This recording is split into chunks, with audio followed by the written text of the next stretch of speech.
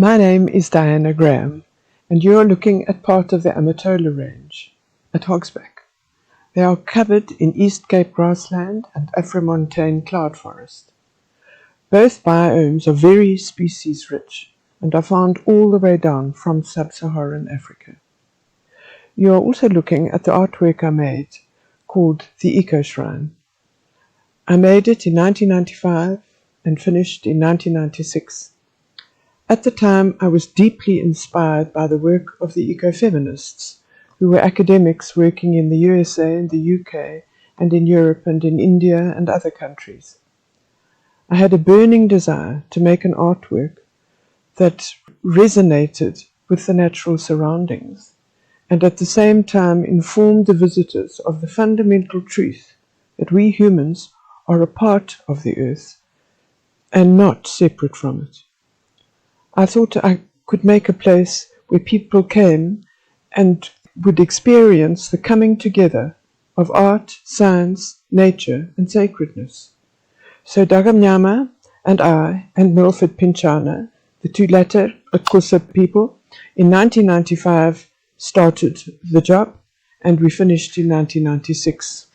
And ever since then, the Ecoshrine has been open to the public, and we're still doing it. The first image you would see would be visualizing Earth's origins.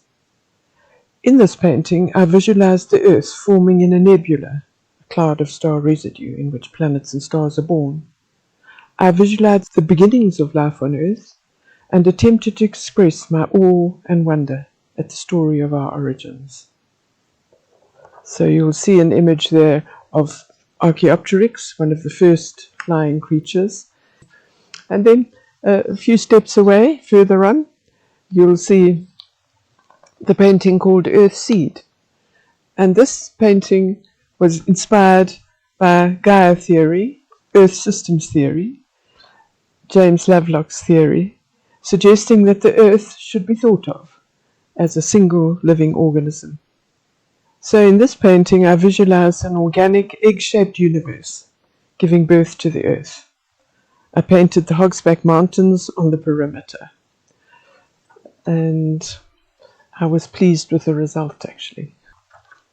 And so if we just step a few steps further on, we get to the painting called A Gateway to the New Cosmology, a new orientation from how we've been in the past. Those who pass through this portal are in meditative mode. We seek new ways of being with the earth.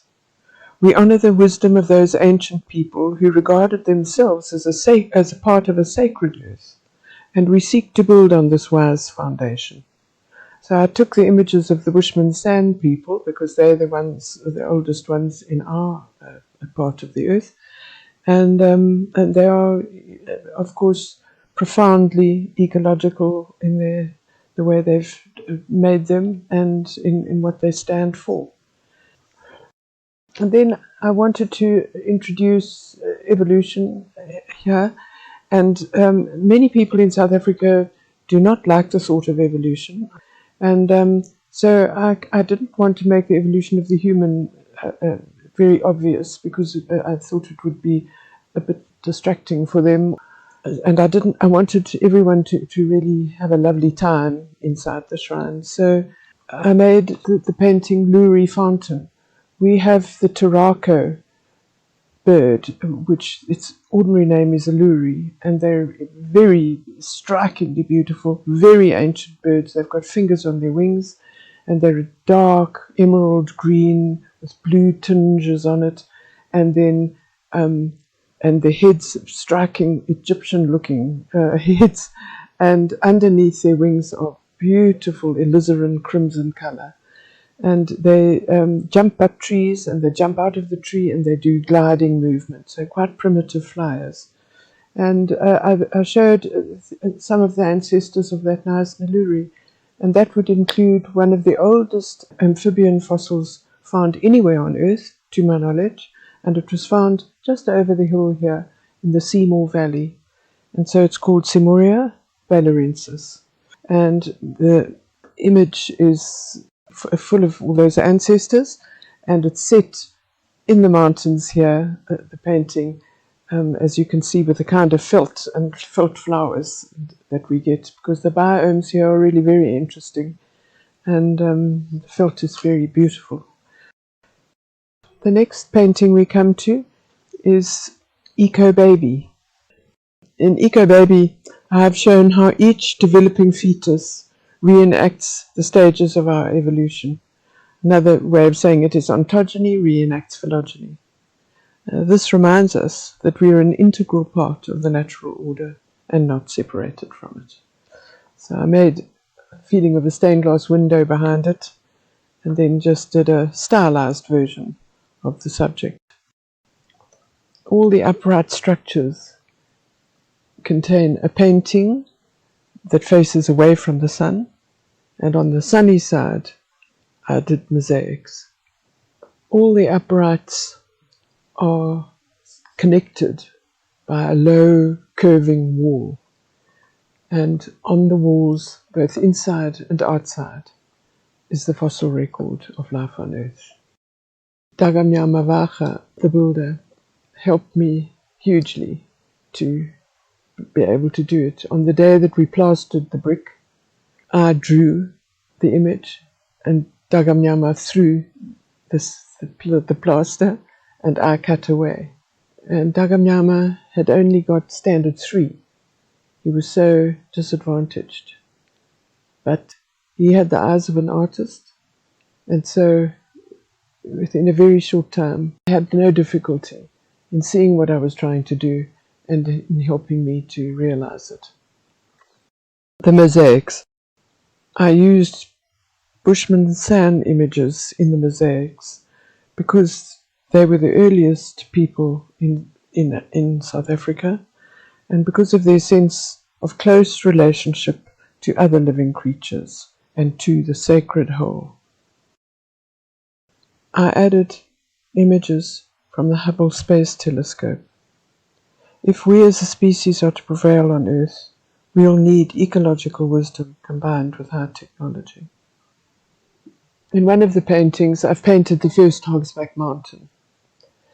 It's got a Xhosa name called Belikumtana, which means baby on the mom's back.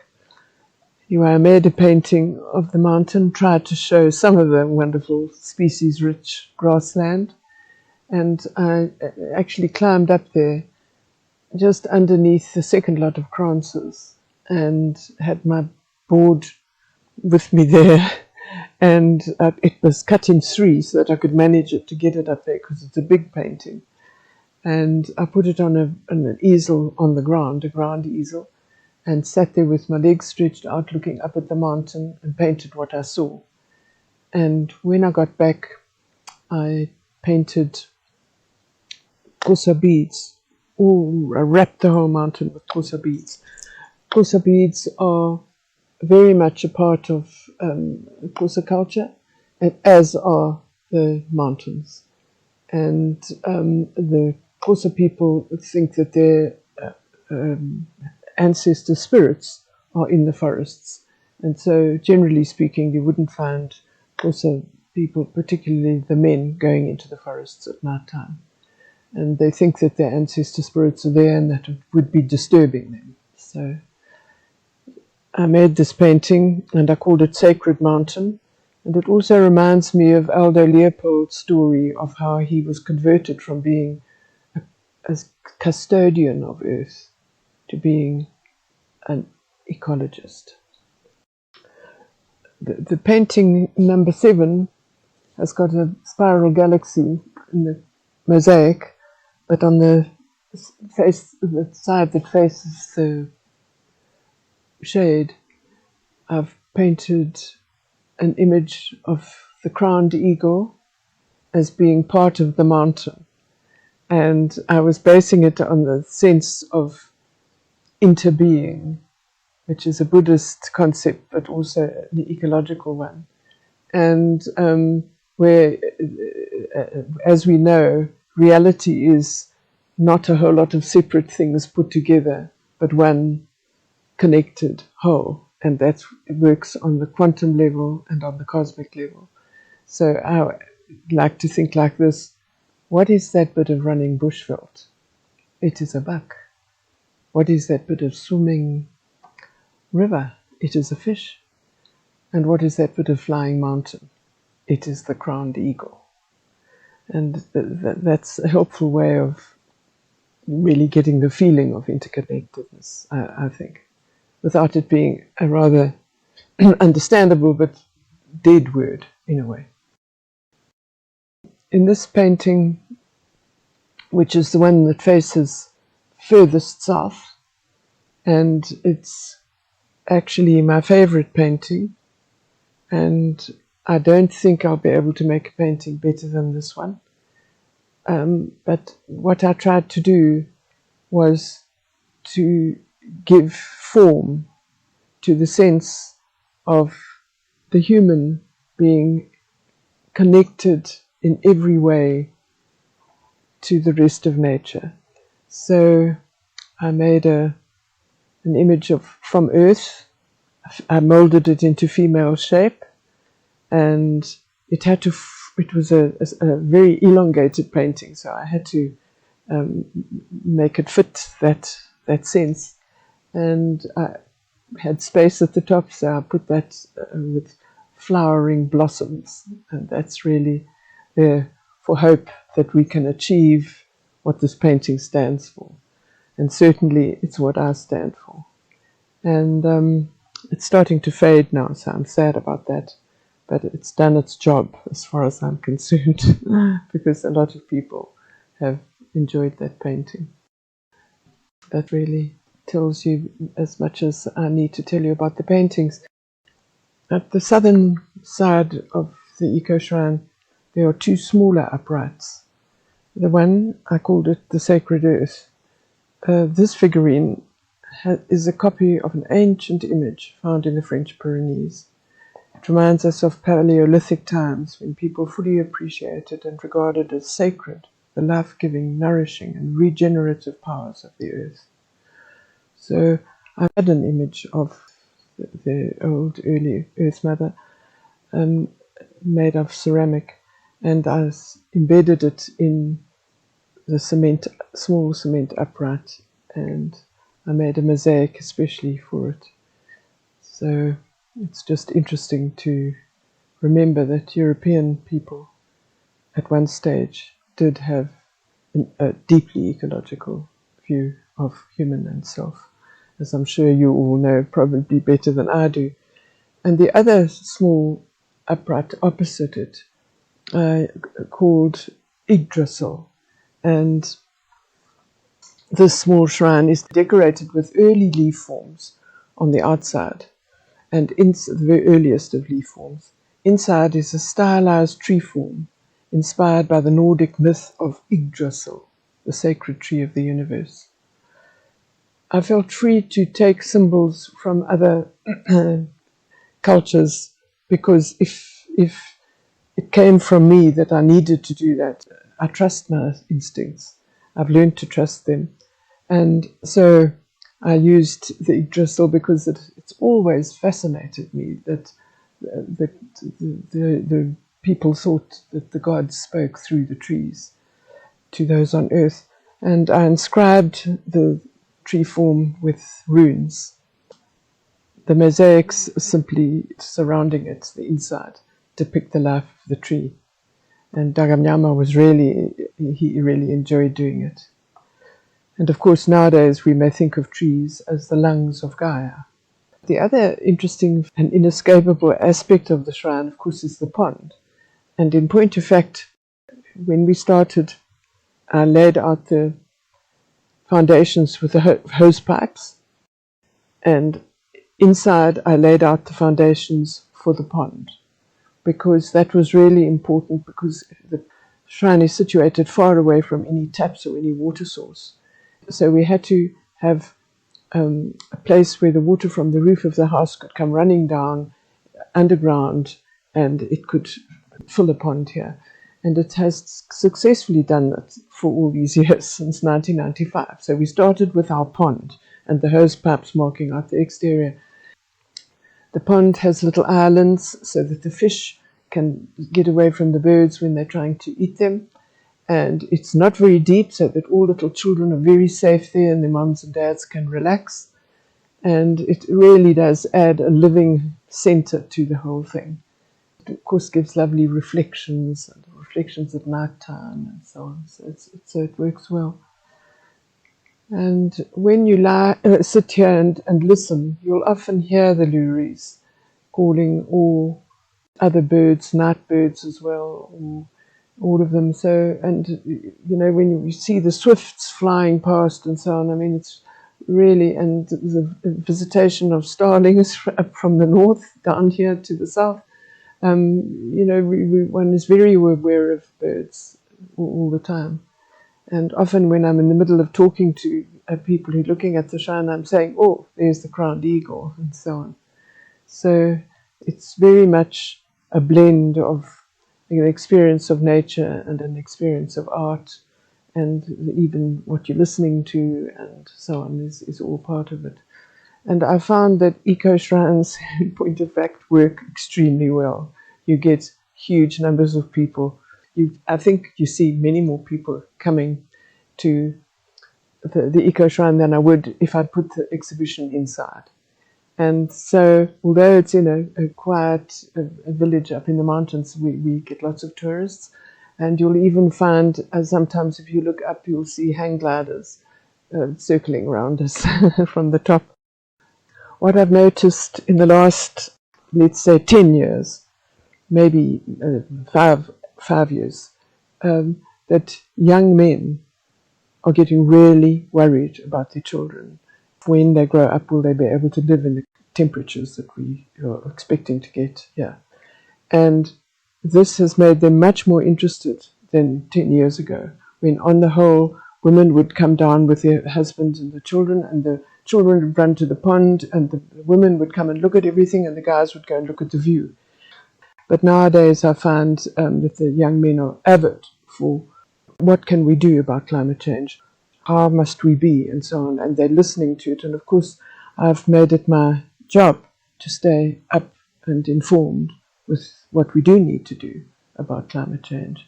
So I feel that my job is a worthy one, and that it's a very good way to get across some important messages for our future, actually, on the planet. And just generally, there's been a change in young people, I notice, in their value system. They, generally speaking, not so interested in becoming important big wheels in a large corporation, but they seem to be spending much more energy on a quality of lifestyle, of travel, of understanding, of pursuing as their spirit moves. And so I find that very interesting as well. And of course, I've learned to listen, and I've really learned a lot. So all in all, it's actually a very interesting job that I have.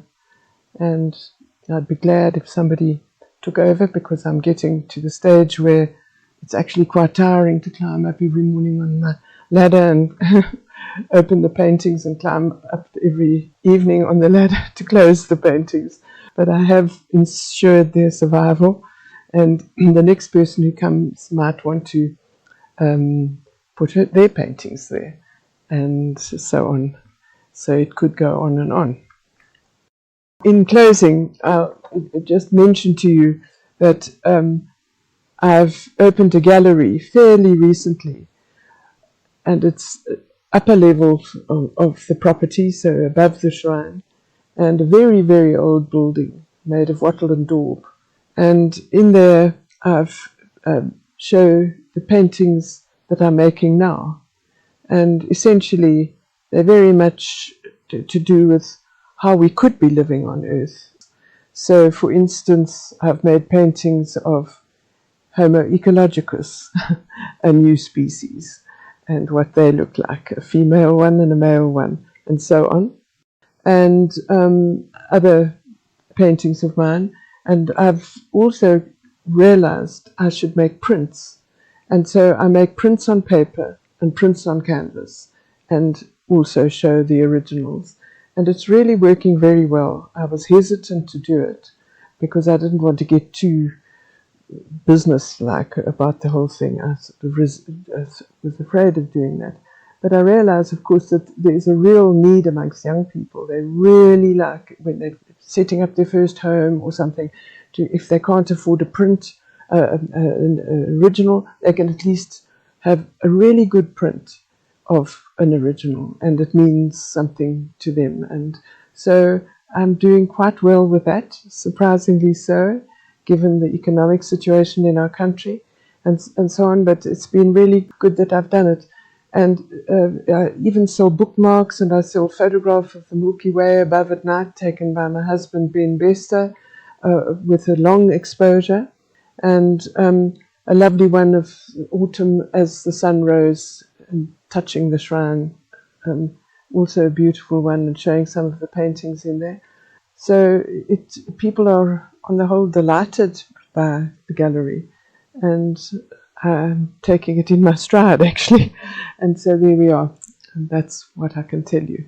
So my life is busy, both in the shrine, up in the gallery, and busy painting whenever there's spare time, and I do get time to paint, and I keep making painting. Thank you for listening, everybody.